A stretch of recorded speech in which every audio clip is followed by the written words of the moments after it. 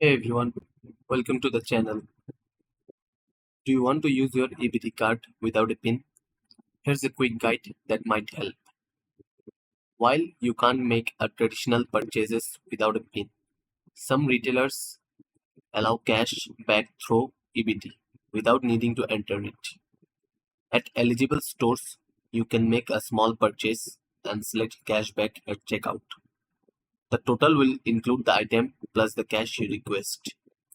Make sure your EBT balance covers the purchase and the cash.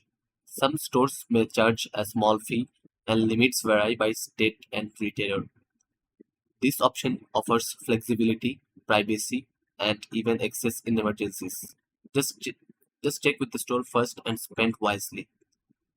If you forget your PIN, contact your state's EBT support or visit their portal to reset it.